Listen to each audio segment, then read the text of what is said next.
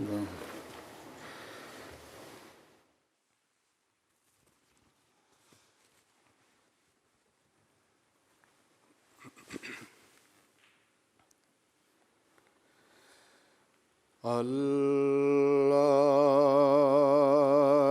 اکبر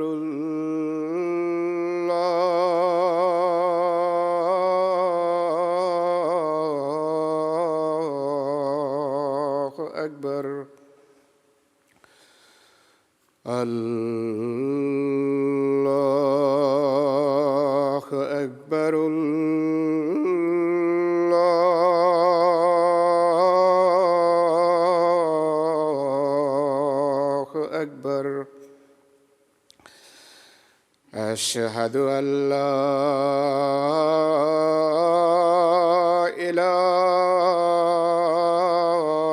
إله إلا الله أشهد أن لا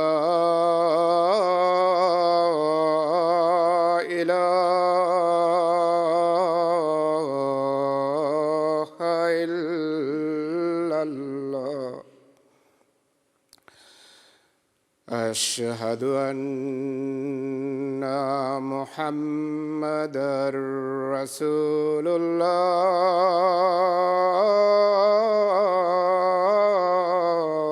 الله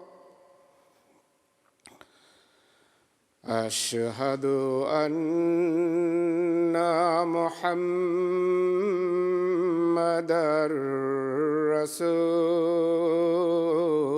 رسول الله حي على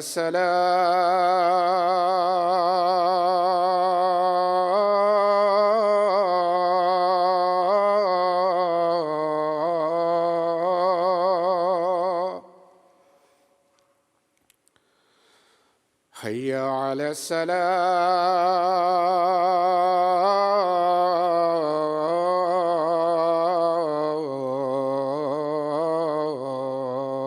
الصلاة حي على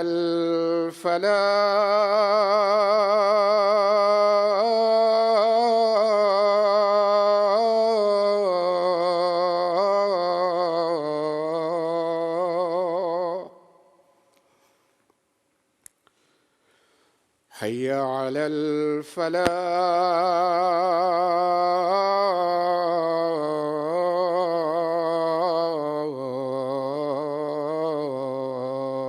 الفلاح الله أكبر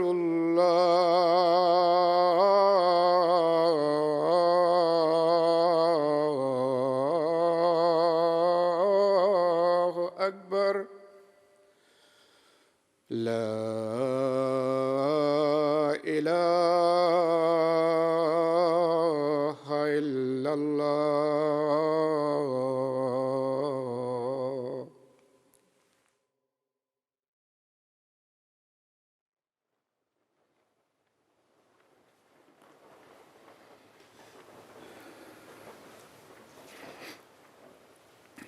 السلام علیکم ورحمۃ اللہ۔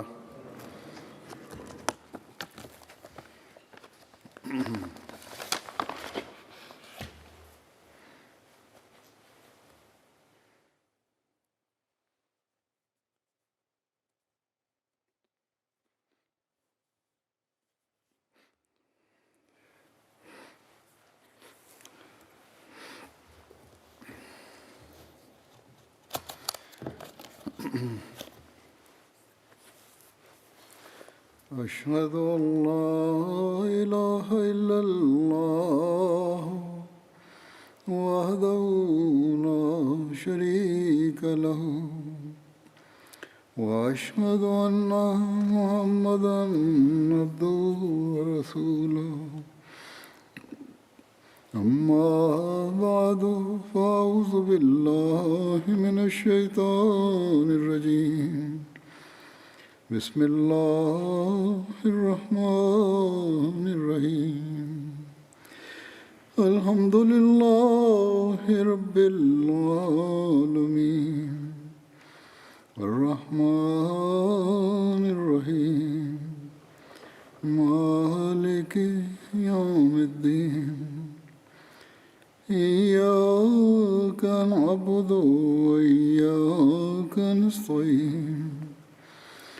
اهدنا الصراط المستقيم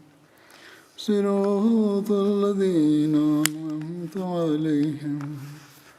غير المغضوب عليهم ولا الضالين.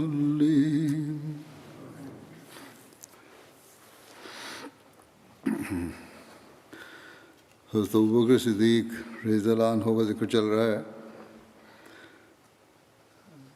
بیعت عقبہ ثانیہ کے بارے میں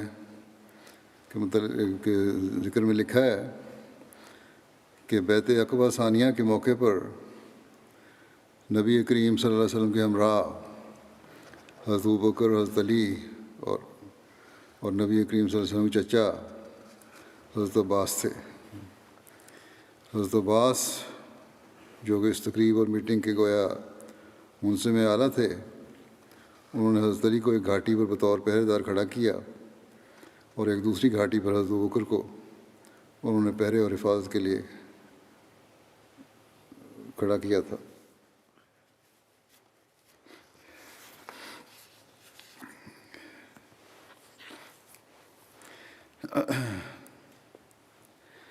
پھر نبی اکرم صلی اللہ علیہ وسلم کی ہجرت مدینہ جو ہوئی ہے، اس میں حضرت ابوبکر صدیق کی مساوات کا ذکر ہے. لکھا ہے کہ کفار مکہ میں مقیم مسلمانوں پر ظلم و ستم مسلسل بڑھتا جا رہا تھا. کہ اسی دوران حضرت رسول صلی اللہ علیہ وسلم کو ایک خواب دکھایا گیا جس میں دو مسلمانوں کو وہ جگہ دکھائی گئی جدھر اب ہجرت کرنا تھی. وہ جگہ شور زمین والی کھجوروں میں گھری ہوئی تھی، لیکن اس کا نام نہ دکھایا گیا تھا اور نہ بتایا گیا تھا. البتہ اس کا جغرافیہ اور نقشہ دیکھتے ہوئے حضرت صلی اللہ علیہ وسلم نے خود اجتہاد فرماتے ہوئے فرمایا کہ حجر یا یمامہ ہوگی، جیسا کہ صحیح بخاری کی ایک روایت میں ذکر ملتا ہے جس کے مطابق آپ نے فرمایا فذهب وحالی الی انہا الیمامۃ او حجر فاذا ہی المدینۃ یثرب، کہ میرا خیال اس طرف گیا کہ جگہ یمامہ یا حجر ہے، مگر کیا دیکھتا ہوں کہ وہ یثرب شہر ہے. یمامہ بھی یمن کا ایک مشہور شہر ہے، اور حجر جو ہے اس نام کی متعدد بستیاں عرب خطے میں پائی جاتی تھیں. بحرین کا ایک شہر اور بحرین کا ایک حصہ بھی حجر کہلاتا تھا. بہرحال کچھ ہی عرصے بعد حالات ایک رخ پر ہونے لگے.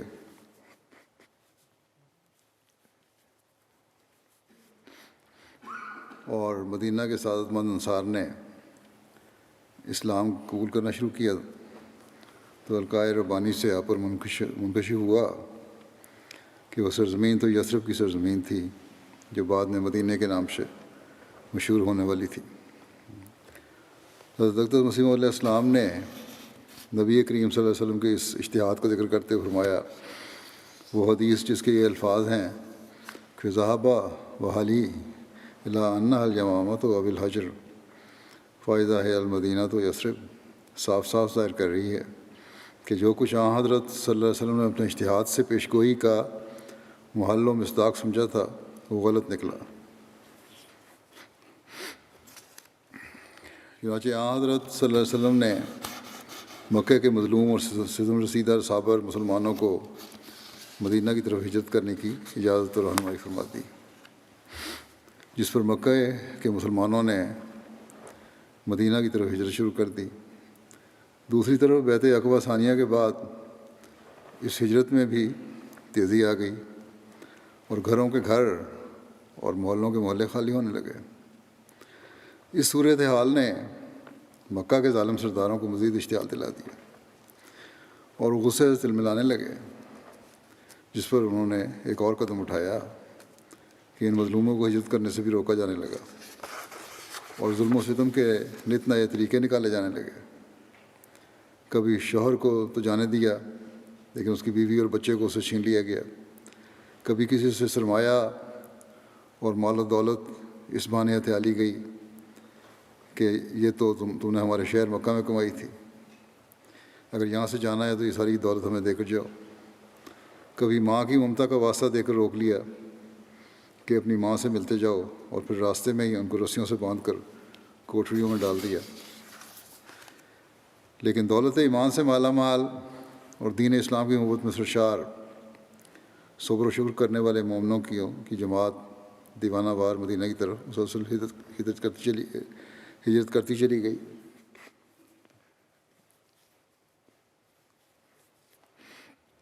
بہرحال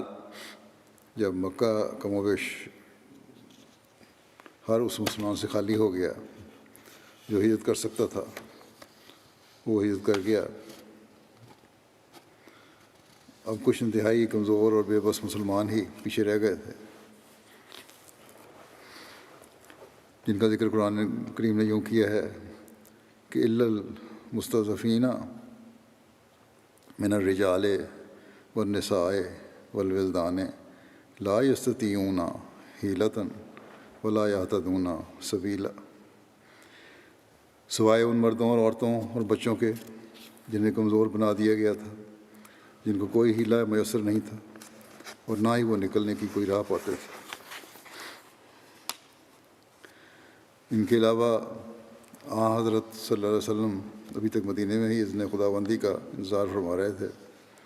حضرت علی بھی مکے میں ہی تھے کہ البتہ حضرت ابوبکر صدیق ہجرت کی اجازت طلب کرنے حاضر خدمت ہوئے تو ارشاد ہوا کہ ٹھہر جاؤ، مجھے امید ہے کہ مجھے بھی اجازت دی جائے گی، یا ایک روایت کے مطابق آپ نے فرمایا کہ تم جلدی نہ کرو، ممکن ہے اللہ تمہارے لیے ایک ساتھی کا انتظام فرما دے۔ اس پر حضرت ابوبکر نے عرض کیا، یا رسول اللہ، میرے ماں باپ آپ پر قربان، کیا آپ کو بھی ہجرت کی اجازت مل جائے گی؟ گویا ہجرت کی وجہ سے نبی اکرم صلی اللہ علیہ وسلم سے جدائی کا غم جاتا رہا۔ حضرت ابوبکر یہ نوید مسرت سن کر واپس لوٹ کر آئے اور ہجرت کا ارادہ ملتوی کر دیا۔ البتہ انہوں نے حکیمانہ انداز میں 2 اونٹنیاں خریدیں جنہیں خاص طور پر کھلا کر ہجرت کے انجانے سفر کے لیے تیار کرنے لگے۔ ان باتوں کا تذکرہ کرتے ہوئے حضرت مسلم موعود رضی اللہ عنہ بیان فرماتے ہیں کہ رسول کریم صلی اللہ علیہ وسلم اور آپ کے ساتھیوں نے ہجرت کی تیاری شروع کی۔ ایک کے بعد ایک خاندان مکہ سے غائب ہونا شروع ہوا۔ اب وہ لوگ بھی جو خدا تعالیٰ کی بادشاہت کا انتظار کر رہے تھے دلیر ہو گئے۔ بعض دفعہ ایک ہی رات میں مکے کی ایک پوری گلی کے مکانوں کو تالے لگ جاتے تھے، اور صبح کے وقت جب شہر کے لوگ گلی کو خاموش پاتے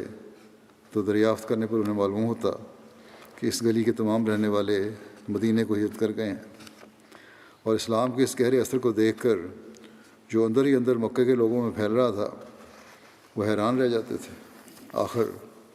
مکہ مسلمانوں سے خالی ہو گیا، صرف چند غلام اور خود رسول اللہ صلی اللہ علیہ وسلم،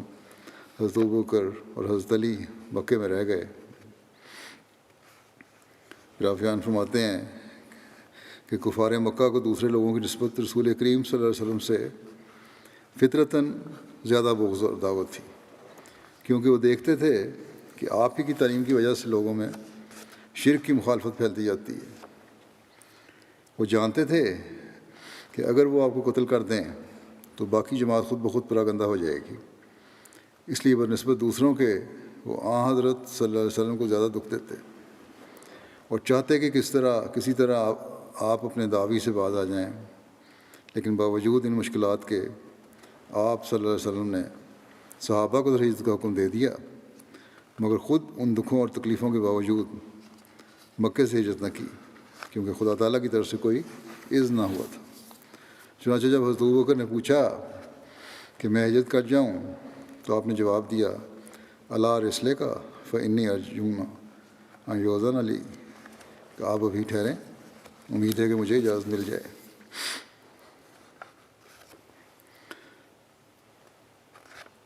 دارالندوہ میں کفار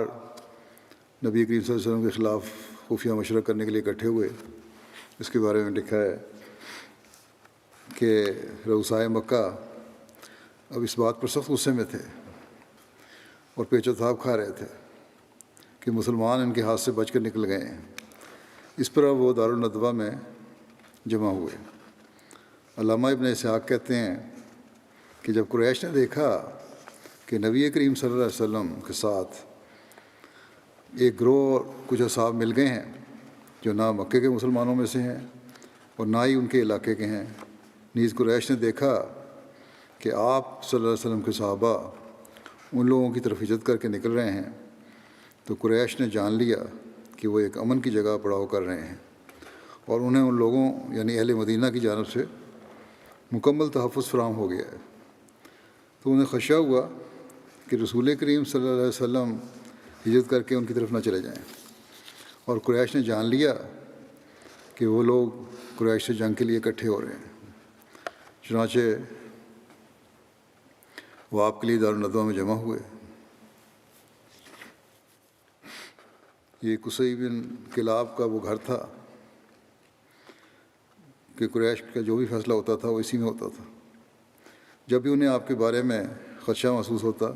تو وہ لوگ یہاں مشورے کے لیے آیا کرتے تھے. ایک اور روایت میں ہے کہ حضرت عبداللہ بن عباس نے بیان کیا کہ جب وہ لوگ اس کے لیے جمع ہوئے اور انہوں نے عہد و پیمان کیا کہ وہ دارالندوہ میں داخل ہوں گے تاکہ وہ رسول اللہ صلی اللہ علیہ وسلم کے بارے میں مشاورت کریں، جس روز کا انہوں نے عہد و پیمان کیا تھا اس دن وہ لوگ گئے اور وہ دن یوم الزحمہ کہلاتا ہے. ان کے سامنے ایک بوڑھے اور عمر رسیدہ شخص کی حیرت میں ابلیس ظاہر ہوا. یہاں مطلب یہ ہے کہ ایسا انسان تھا، ابلیس صفت انسان تھا. بہرحال جس نے چادر اوڑھی ہوئی تھی اور دارالندوہ کے دروازے پر کھڑا ہوا،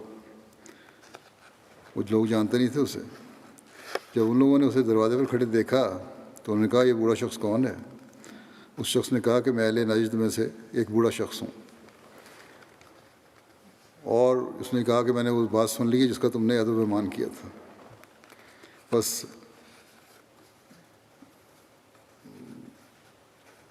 وہ تمہارے پاس میں اس لیے آیا ہوں کہ تاکہ وہ سن لے کہ تم لوگ کیا کہتے ہو. امید ہے کہ تمہیں اس سے کوئی نہ کوئی رائے یا بھلائی مل جائے گی. اس نے کہا اپنے بارے میں. ان لوگوں نے کہا ٹھیک ہے اندر آ جاؤ. وہ ان لوگوں کے ساتھ اندر داخل ہو گیا. وہاں قریش کے سرداران کی ایک بڑی جماعت شریک تھی جن کے نمایاں ناموں میں عتبہ بن ربیعہ، شیبہ بن ربیعہ، ابو سفیان بن حرب، تیمہ بن عدی اور بعض لوگ تھے، ابو جہل بن ہشام، حجاج کے 2 بیٹے اور بہت سارے لوگ تھے. اس کے علاوہ کچھ سردار بھی تھے جن کا شمار قریش سے نہیں ہوتا.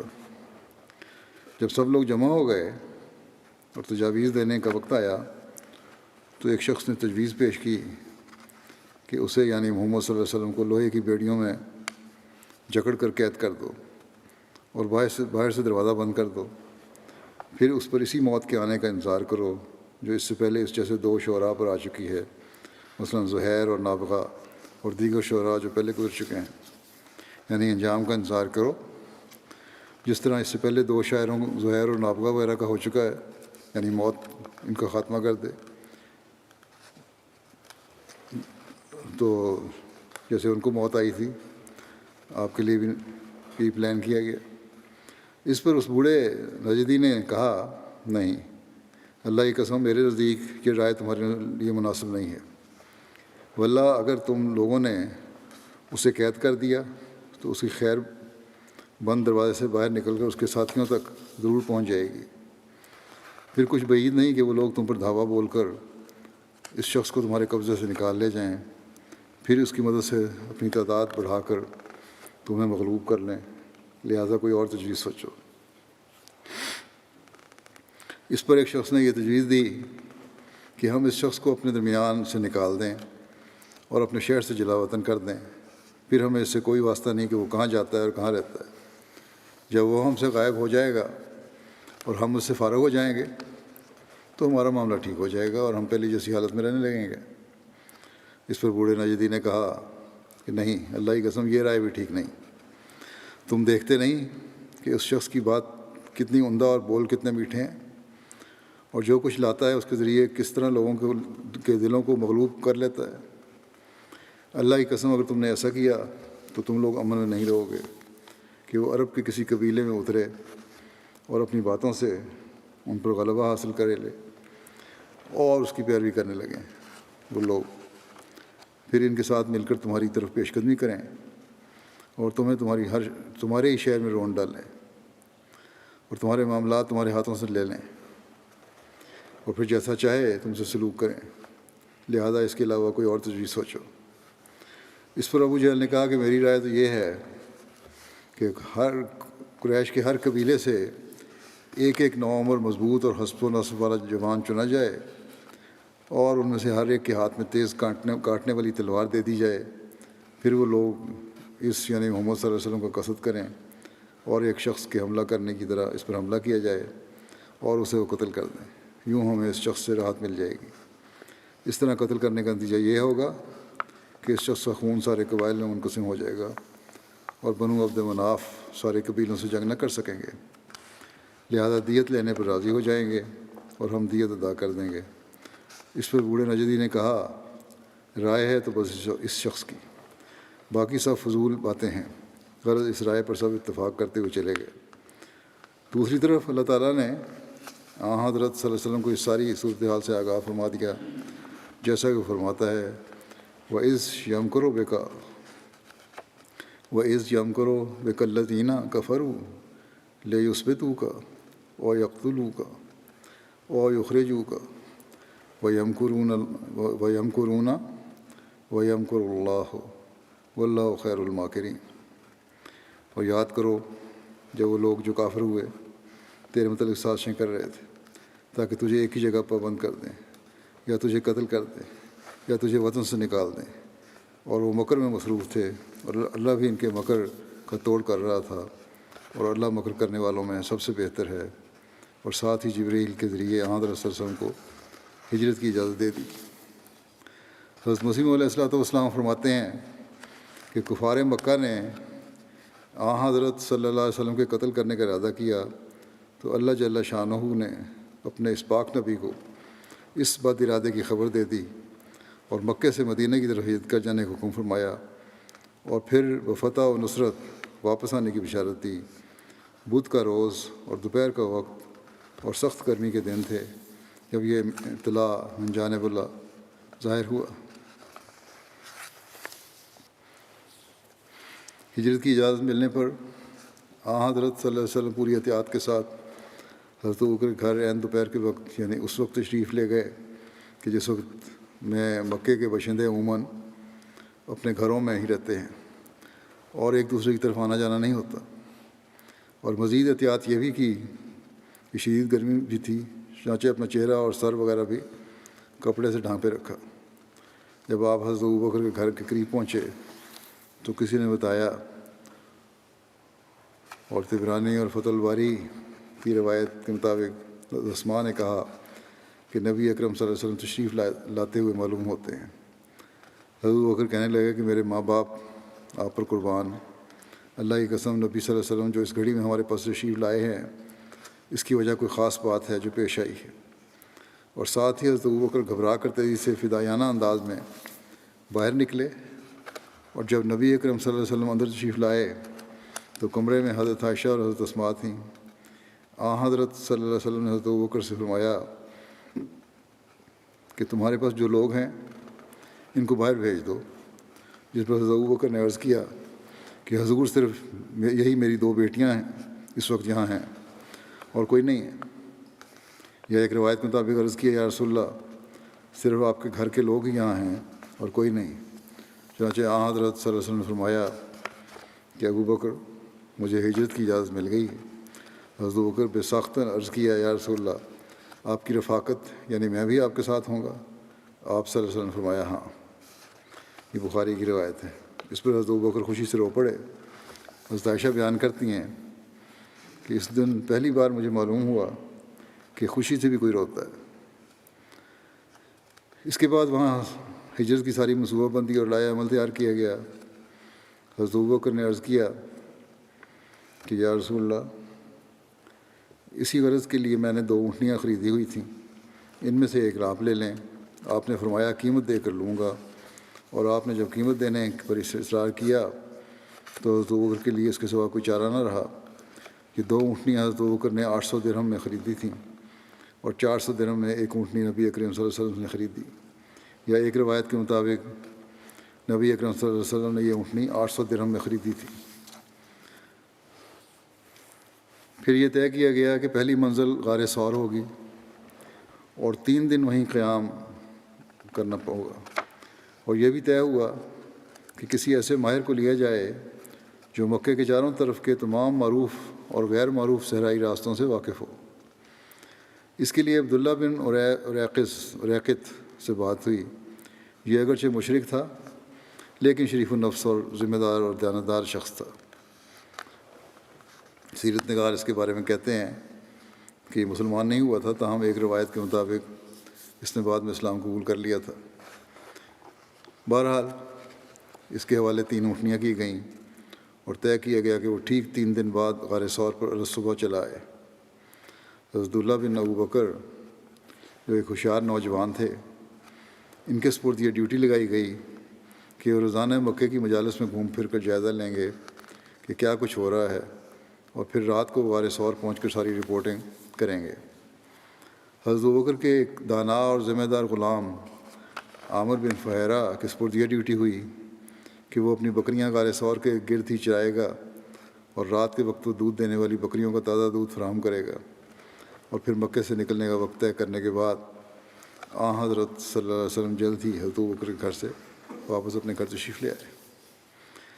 یہاں آ کر آپ نے حضرت علی کو اپنی ہجرت کے پروگرام سے آگاہ کرتے ہوئے ان کے سپرد ایک جانثارانہ کام یہ کیا کہ آج رات وہ حضور صلی اللہ علیہ وسلم کے بستر مبارک پر وہی سبز یا ایک روایت کے مطابق سرخ رنگ کی حضرمی چادر اوڑھ کر سوئیں گے جو نبی اکرم صلی اللہ علیہ وسلم خود لے کر سویا کرتے تھے، اور اپنے اس جانثار فدائی خادم کو خدائی تائید اور نصرت کی یقین دہانی کراتے ہوئے کہا آپ صلی اللہ علیہ وسلم نے کہ فکر نہ کرنا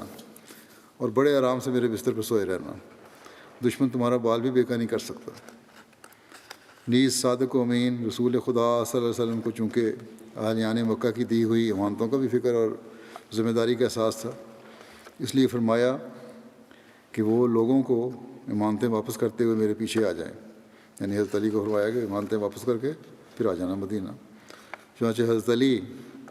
3 دن مکے میں ٹھہرے، یہاں تک کہ آپ نے رسول اللہ صلی اللہ علیہ وسلم کی طرف سے لوگوں کو امانتیں واپس کر دیں۔ جب آپ اس سے فارغ ہو گئے تو آپ بھی رسول کریم صلی اللہ علیہ وسلم سے قباء میں جا ملے۔ اس کے بعد حضرت صلی اللہ علیہ وسلم اپنے گھر سے باہر تشریف لائے، جبکہ کفار مکہ کے چنیدہ بہادر جن کی آنکھوں میں گویا خون اترا ہوا تھا، وہ تلواریں ہاتھ میں لیے عین نبی کریم صلی اللہ علیہ وسلم کے گھر باہر چاق و چوبند پہرا دے رہے تھے کہ کب رات گہری ہو اور ہم دعویٰ بول کر ایک ہی وار میں رسول اکرم صلی اللہ علیہ وسلم کا گویا کام تمام کر دیں۔ اور ابو جہل جو کہ گویا ان کا سرغنہ تھا، بڑے تکبر اور تمسخر سے یہ کہہ رہا تھا کہ محمد یہ کہتا ہے کہ اگر تم اس کے معاملہ میں اس کی پیروی کرو گے تو تم عرب و عجم کے بادشاہ بن جاؤ گے، پھر تم اپنی موت کے بعد اٹھائے جاؤ گے تو تمہارے لیے اردن کے باغات کی مانند باغات بنائے جائیں گے، اور اگر تم ایسا نہیں کرو گے تو تمہارے درمیان قتل و غارت گری ہوگی۔ آپ صلی اللہ علیہ وسلم باہر نکلے اور فرمایا ہاں ایسے ہی میں کہتا ہوں، اور سورہ یاسین کی یہ آیات پڑھتے ہوئے کہ یاسین والقرآن الحکیم انکا لمن المرسلین علی صراط مستقیم تنزیل العزیز الرحیم تنزیل العزیز الرحیم لتنذر قوما ما انذر آباؤہم فہم غافلون لقد حق القول علی اکثرہم فہم لا یؤمنون انا جعلنا فی اعناقہم اغلالا فہی الی الاذقان فہم مقمحون وجعلنا من بین ایدیہم سدا ومن خلفہم سدا فاغشیناہم فہم لا یبصرون۔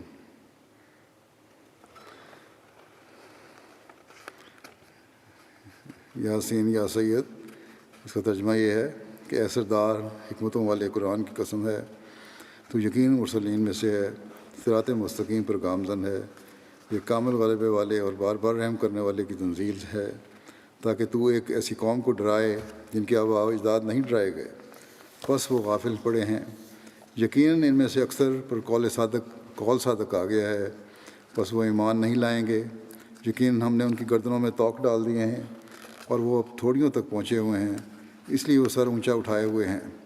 اور ہم نے ان کے سامنے بھی ایک روک بنا دی ہے اور ان کے پیچھے بھی ایک روک بنا دی ہے اور ان پر پردہ ڈال دیا ہے، اس لیے وہ دیکھ نہیں سکتے۔ آپ ان کے سروں پر خاک ڈالتے ہوئے ان کے سامنے سے نکل گئے، لیکن خدا کی قدرت کہ آپ صلی اللہ علیہ وسلم جاتے ہوئے کسی کو بھی دکھائی نہ دیے، بلکہ وہ لوگ گاہے گاہے اندر جھانک کر دیکھتے لیتے اور اطمینان کر لیتے کہ محمد صلی اللہ علیہ وسلم اپنے بستر پر ہی ہیں۔ اس واقعے کا ذکر سیرت خاتم النبیین میں حضرت مرزا بشیر احمد صاحب نے یوں کیا ہے کہ رات کا تاریک وقت تھا اور ظالم قریش جو مختلف قبائل سے تعلق رکھتے تھے، اپنے خونی ارادے کے ساتھ آپ کے مکان کے گرد جمع ہو کر آپ کے مکان کا محاصرہ کر چکے تھے، اور انتظار تھا کہ صبح ہو یا آپ اپنے گھر سے نکلیں تو آپ پر ایک دم حملہ کر کے قتل کر دیا جاوے۔ حضرت صلی اللہ علیہ وسلم کے پاس بعض کفار کی امانتیں پڑی تھیں، کیونکہ باوجود شدید مخالفت کے اکثر لوگ اپنی امانتیں آپ کے صدق و امانت کی وجہ سے آپ کے پاس رکھوا دیا کرتے تھے، لہذا آپ نے حضرت علی کو ان امانتوں کا حساب کتاب سمجھا دیا اور تاکید کی کہ بغیر امانتیں واپس کیے واقعے سے نہ نکلنا۔ اس کے بعد آپ نے ان سے فرمایا کہ تم میرے بستر پر لیٹ جاؤ، اور تسلی دی کہ انہیں خدا کے فضل سے کوئی گزار نہیں پہنچے گا۔ وہ لیٹ گئے اور آپ نے اپنی چادر جو سرخ رنگ کی تھی ان کے اوپر اڑا دی۔ اس کے بعد آپ اللہ کا نام لے کر اپنے گھر سے نکلے۔ اس وقت محاصرین آپ کے دروازے کے سامنے موجود تھے، مگر چونکہ انہیں خیال نہیں تھا کہ حضرت صلی اللہ علیہ وسلم اس قدر اول شب میں ہی گھر سے نکل آئیں گے، وہ اس وقت اس قدر غفلت میں تھے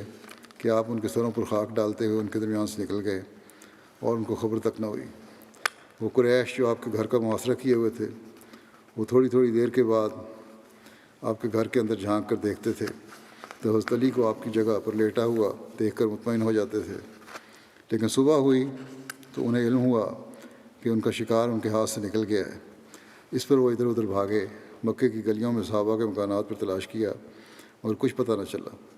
اس غصے میں انہوں نے حضرت علی کو پکڑا اور کچھ مارا پیٹا۔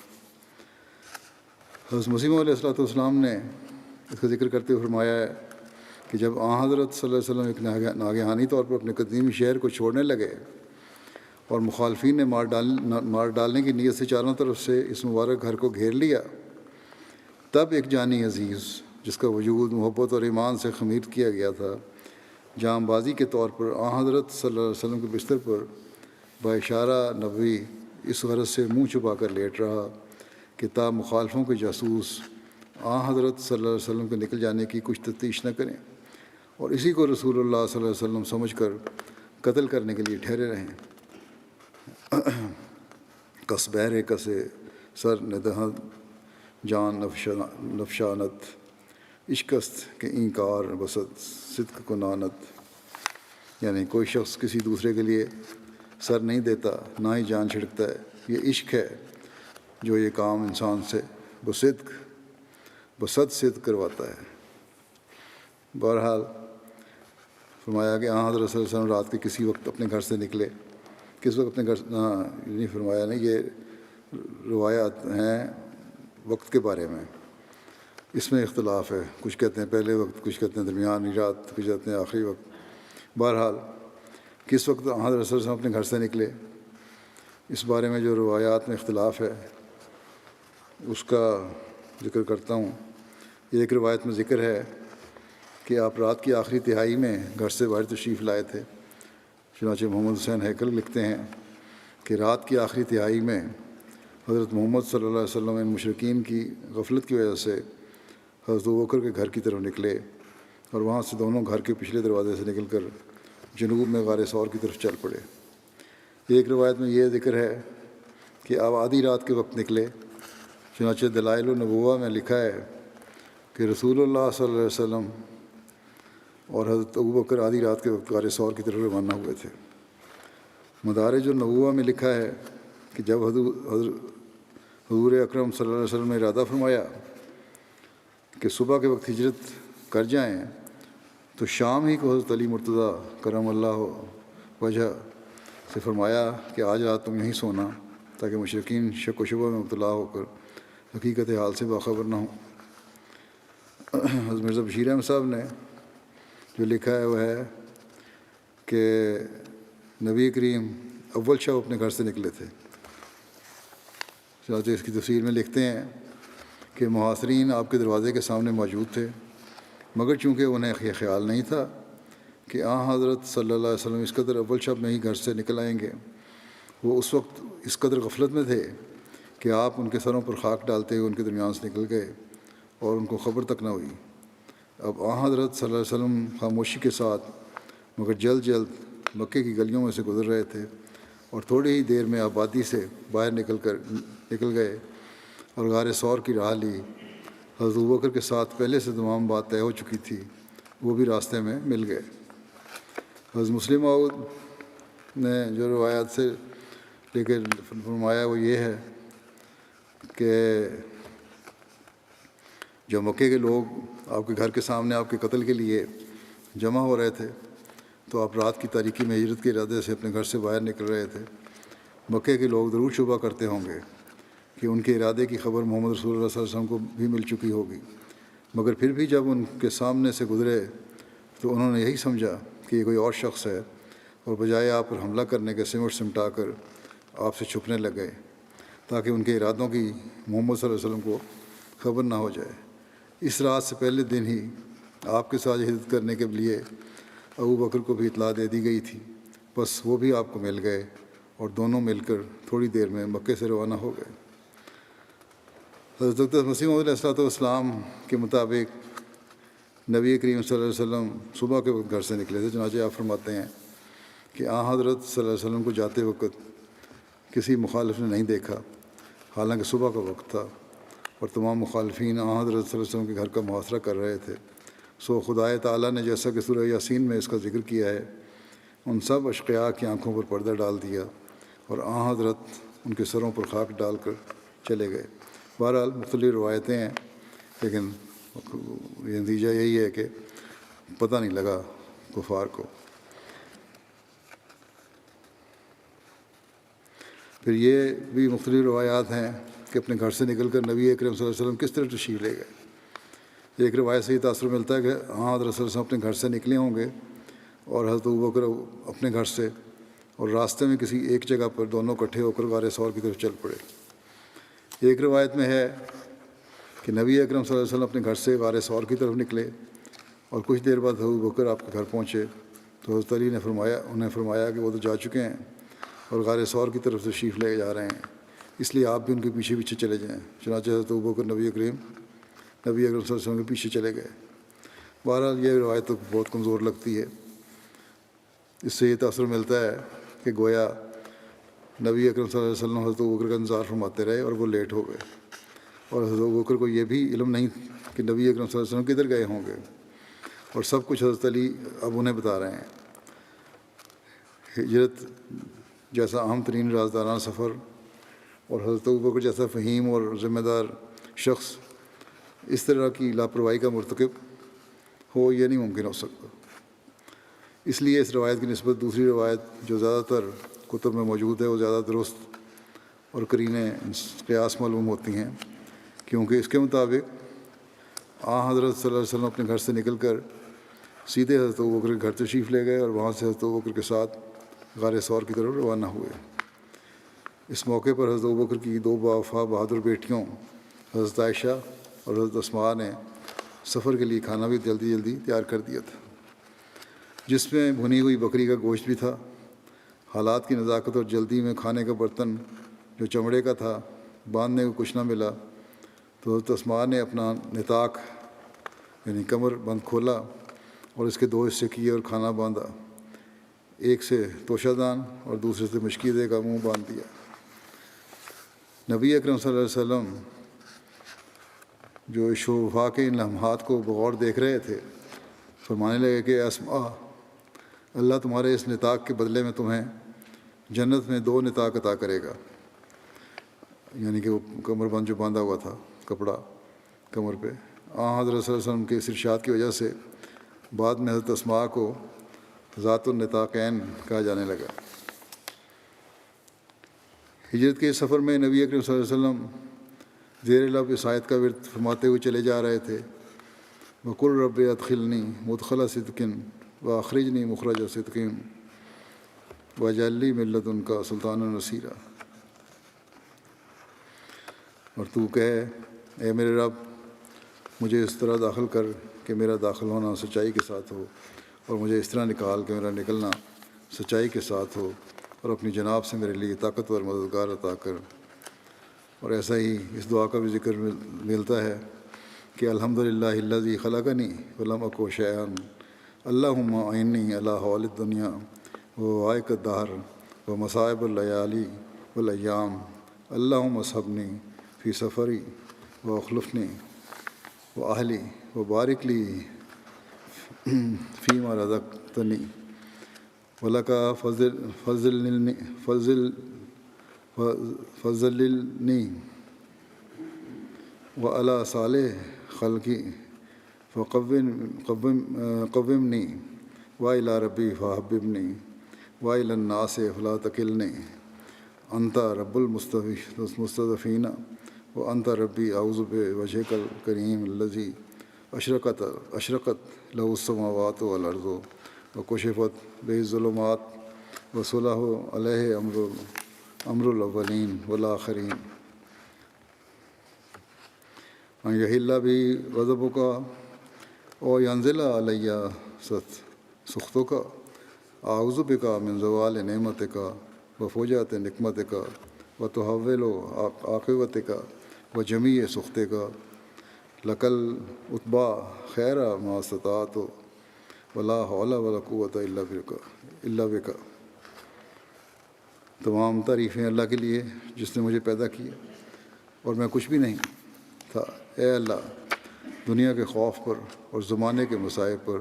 اور رات اور دن کے مصائب پر میری مدد فرما۔ اے اللہ، میرے سفر میں تو میرا ساتھی ہو جا،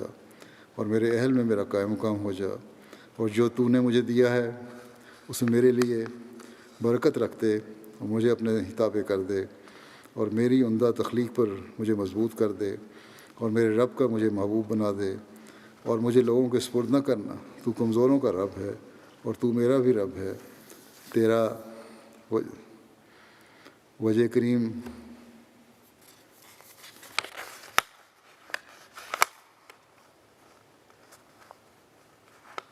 تیرا وجہ کریم جس سے آسمان و زمین روشن ہوئے،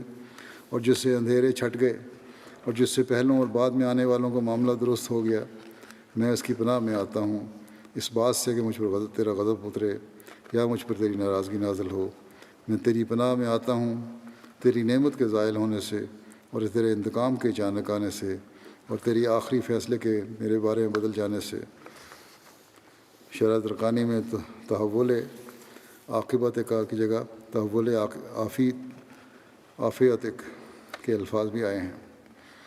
جس کا مطلب ہے کہ تیری عطا کردہ عافیت کے جاتے رہنے سے، اور تیری ہر قسم کی ناراضگی سے تیری رضامندی ہے ہر اس بھلائی میں جو میں کر سکا۔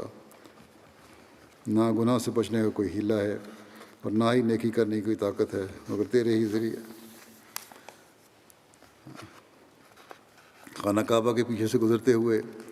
نبی اکرم صلی اللہ علیہ وسلم نے مکے کی طرف اپنا رخ مبارک فرمایا، اور اس بستی سے یوں مخاطب ہوئے کہ بخدا اے مکہ، تو اللہ کی زمین میں سے مجھے سب سے زیادہ محبوب ہے، اور تو اللہ کی زمین میں سے اللہ کو بھی سب سے زیادہ محبوب ہے، اور اگر تیرے باشندے مجھے زبردستی نہ نکالتے تو میں کبھی بھی نہ نکلتا۔ امام بہاقی نے لکھا ہے کہ غار ثور کے سفر کے دوران حضرت ابوبکر کبھی حضرت رسول صلی اللہ علیہ وسلم کے آگے چلتے، کبھی پیچھے، اور کبھی آپ کے دائیں ہو جاتے اور کبھی بائیں۔ نبی اکرم صلی اللہ علیہ وسلم نے پوچھا تو عرض کرنے لگے کہ یا رسول اللہ، مجھے خیال آتا ہے کوئی سامنے سے نہ آ رہا ہو، تو میں آپ کے آگے ہو جاتا ہوں،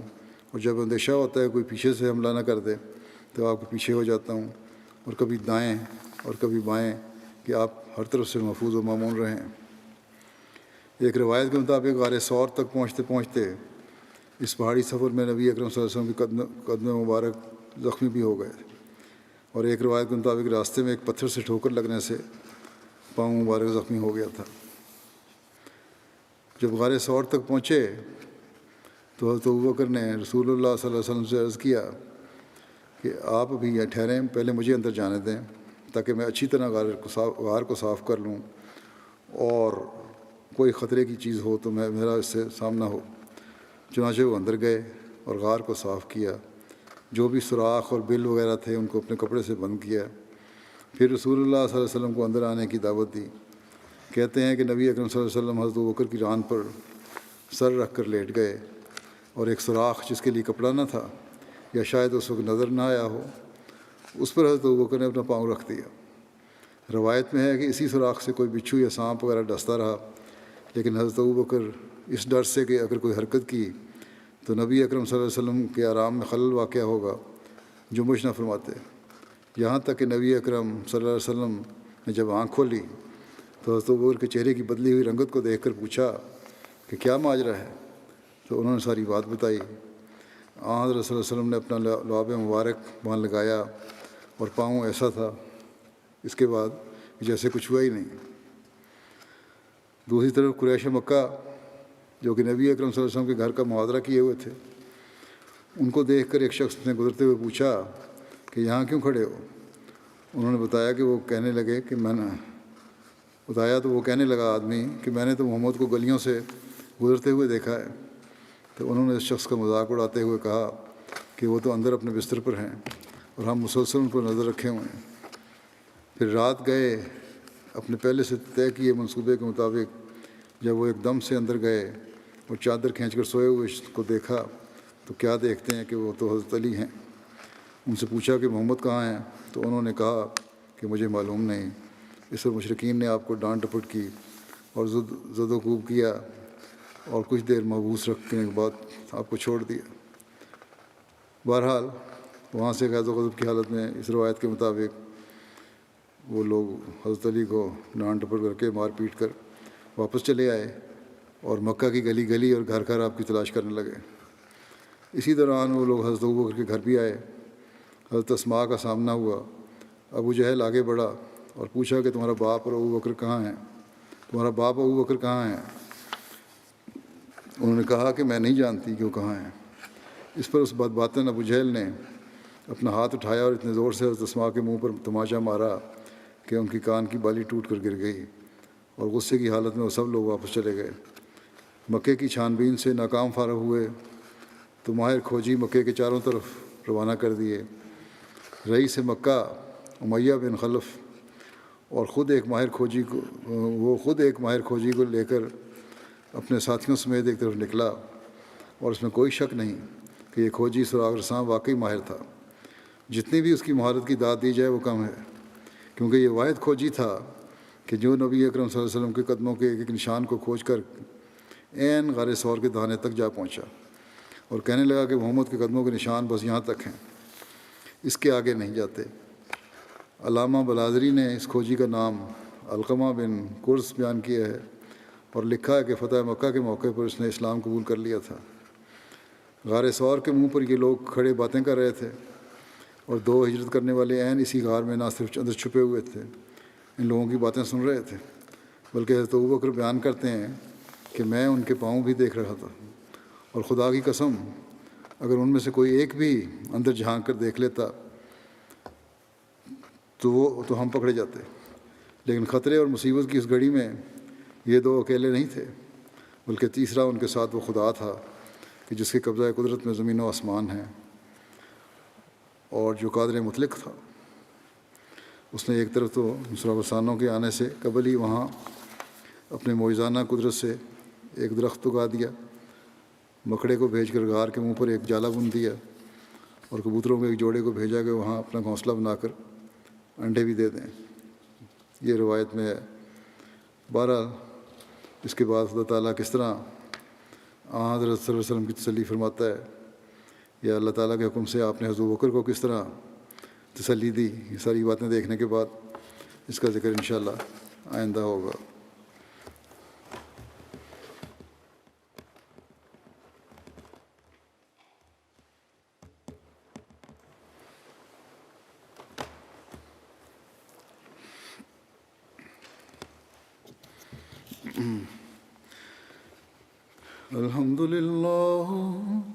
الحمد لله نحمده ونستعينه ونستغفره ونؤمن به ونتوكل عليه ونعوذ بالله من شرور أنفسنا ومن سيئات أعمالنا من يهده الله فلا مضل له ومن يضلل فلا هادي له ونشهد أن لا إله إلا الله ونشهد أن محمدا عبده ورسوله. عباد الله رحمكم الله، إن الله يأمر بالعدل والإحسان وإيتاء ذي القربى وينهى عن الفحشاء والمنكر والبغي يعظكم لعلكم تذكرون. اذكروا الله يذكركم وادعوه يستجب لكم ولذكر الله أكبر.